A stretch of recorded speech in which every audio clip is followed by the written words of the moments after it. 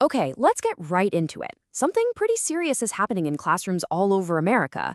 Student reading scores, they're plummeting. So today, we're going to unpack the numbers, talk about what's really at stake here, and dig into all the complex reasons why. Everything from old school debates about teaching to, yep, the phone you're probably holding right now. So, first things first, let's look at the actual numbers. Because this is the data that has teachers, parents, pretty much everyone really worried. All right, this is the number that really set off the alarm bells. Get this. Between 2020 and 2022, the average reading score for a 9-year-old dropped by 5 whole points. 5 points! Now you might be thinking, 5 points, what's the big deal? Well, it's a huge deal. This wasn't some tiny blip on the radar. It was the biggest, sharpest drop in reading scores we've seen in over 30 years. It's like decades of hard-won progress just gone. And it gets even more concerning when you look closer. See, this drop didn't hit everyone the same way.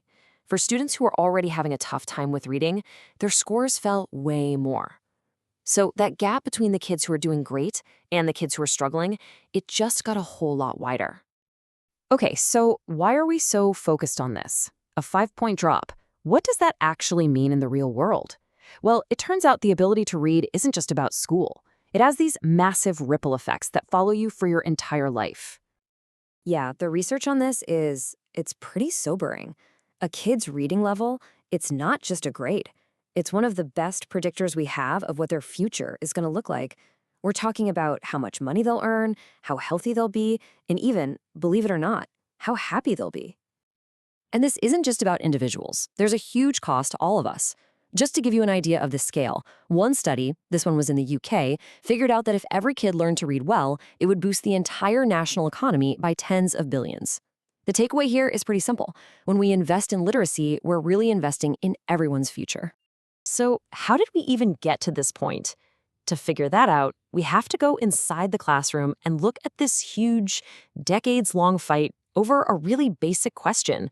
What's the right way to teach a kid how to read? And this is what people call the reading wars. On one team, you've got phonics. Think of it as building from the ground up. You learn what sounds the letters make, you put them together, and you sound out the word. On the other team is whole language. That's more of a top-down approach, where the idea is to surround kids with great books and help them figure out words from the pictures and the story. Well, after years and years of this back and forth, a new consensus is finally starting to form. It's called the science of reading. And it's not some new fad or a specific curriculum, it's just a massive amount of research that all points to one really important idea. Our brains are not born knowing how to read. It's not like learning to talk. It's a skill we have to build piece by piece. And that means we need to be taught those foundational skills, like phonics, directly. And we know this can work. There's actually a fantastic real-world example. Just look at Mississippi. They went all in on a statewide plan based on the science of reading, and the results were amazing. They went from being at the bottom of the barrel to becoming a national leader in improving reading scores. It's a total turnaround story. But here's the thing. Even with the perfect teaching method, that's not the whole story. Not even close. What happens inside the school is super important, but a kid's ability to learn to read is also shaped by all kinds of things that happen outside the classroom. Things like family income create these huge gaps right from the very beginning. And I mean huge. Check out this one finding. It's just staggering.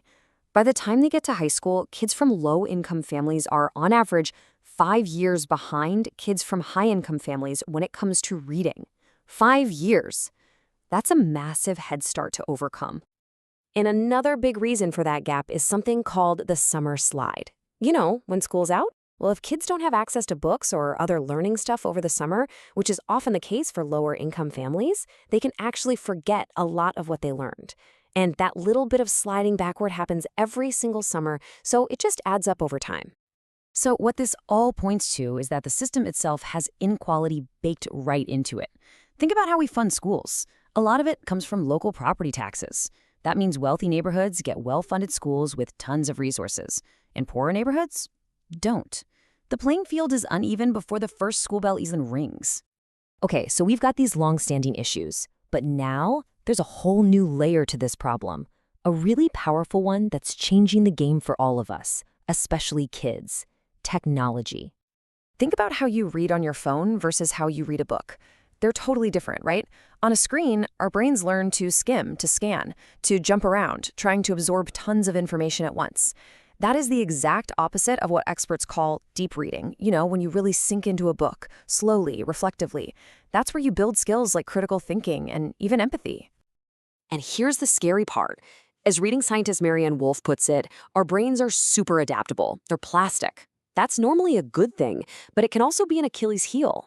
It means that all those digital habits, the constant scrolling, the skimming, the distraction, might actually be weakening the parts of our brain that we need for that deep, focused kind of reading. We could be unlearning how to do it. And that might explain this other really troubling number. The percentage of 13-year-olds who say they read just for fun almost every day, it has absolutely plummeted. In a little over a decade, it fell by 13 percentage points. That means the number of teens just reading for the joy of it was basically cut in half. So that's where we are. It leaves us with this one giant question. In a world with so much inequality and with the constant distraction of our screens, how in the world do we build a nation of readers again? What's it really going to take to make sure the next generation has this absolutely essential skill?